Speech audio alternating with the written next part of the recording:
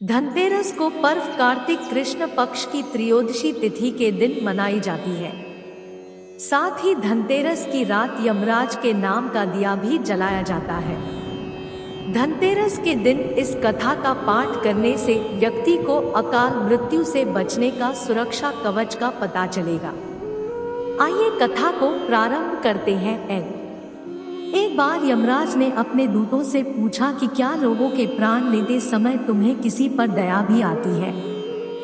यमदूत संकोच में पड़कर बोले, नहीं महाराज, हम तो आपकी आज्ञा का पालन करते हैं, हमें दया भाव से क्या लेना।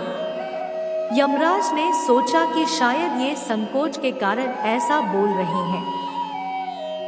यमराज उन्हें निर्भय करते हुए वे बोले, संकोच मत करो, यदि कभी कहीं तुम्हारा मन पसीजा हो तो निडर होकर कहो। तब यमदूतों ने डरते डरते बताया, सचमुच एक ऐसी ही घटना घटी थी महाराज, जब हमारा हृदय कांप उठा था। यमराज ने बड़ा उत्सुक होकर पूछा कि ऐसी क्या घटना घटी थी? दूतों ने कहा, महाराज, हंस नाम का राजा एक दिन शिकार के लिए गया। वह जंगल में अपने साथियों से बिछड़कर भटक गया और दूसरे राज्य की सीमा में चला गया। फिर वहां के राजा हेमा ने राजा हंस का बड़ा सत्कार किया।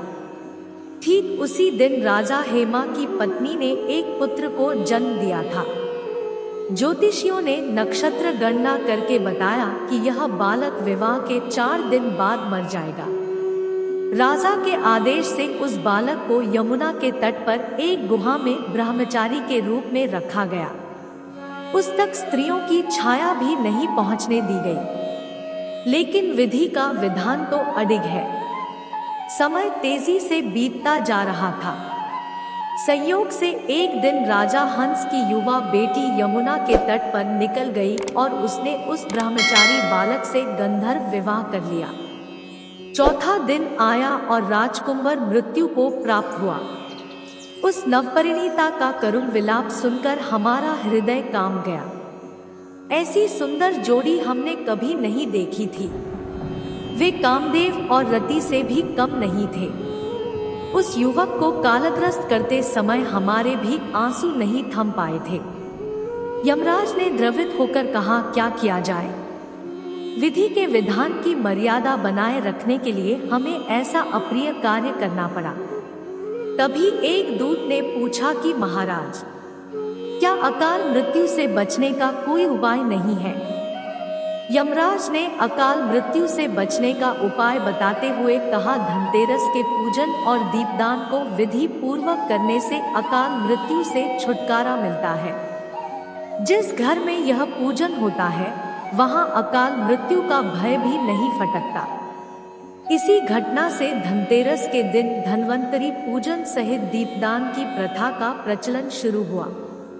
इस दिन को यमदीप दान भी कहा जाता है। मान्यता है कि ऐसा करने से यमराज के प्रकोप से सुरक्षा मिलती है और पूरा परिवार स्वस्थ रहता है। इस दिन घरों को साफ सफाई, लीप पोत कर स्वच्छ और पवित्र बनाया जाता है और फिर शाम के समय रंगोली बना दीपक जलाकर धन और वैभव की देवी मां लक्ष्मी का आवाहन किया जाता है।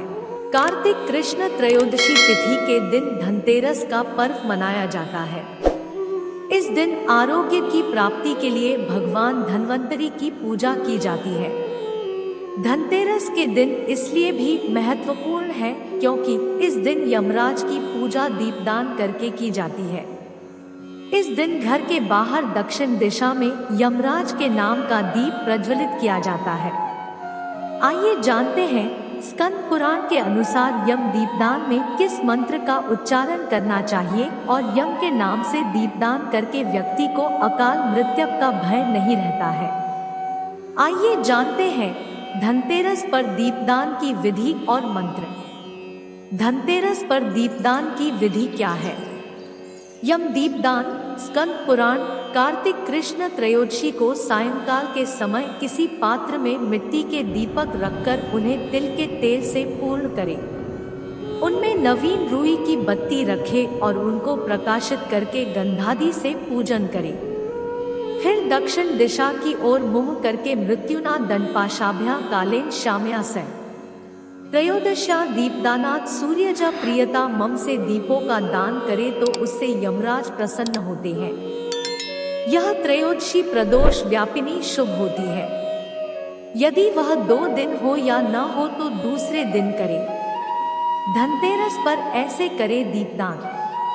धनत्रयोदशी व्रतोत्सव कार्तिक कृष्ण त्रयोदशी को सायंकाल के समय एक दीपक को तेल से भरकर प्रज्वलित करे और गंधादि से पूजन करके अपने मकान के द्वारदेश में अन्न की ढेरी पर रखे। स्मरण रहे वह दीप रात भर जलते रहना चाहिए, बुझना नहीं चाहिए। सूर्यास्त के बाद ही जलाए यम के नाम का दिया। ऐसी मान्यता है कि धनतेरस पर यम के नाम का दीपदान करने से व्यक्ति को अल्पायु में मृत्यु का भय नहीं रहता है। इसलिए धनतेरस की रात यमदेव के नाम का दिया घर से बाहर रखा जाता है। इस बात का ख्याल रखें कि यम के नाम का दिया सूर्यास्त के बाद रात को सोने से पहले रखा जाता है। ऐसी ही ज्ञानवर्धक जानकारियों और कहानियों के लिए हमारे चैनल को सब्सक्राइब करें, लाइक और शेयर भी कर सकते हैं। वीडियो देखने के लिए धन्यवाद।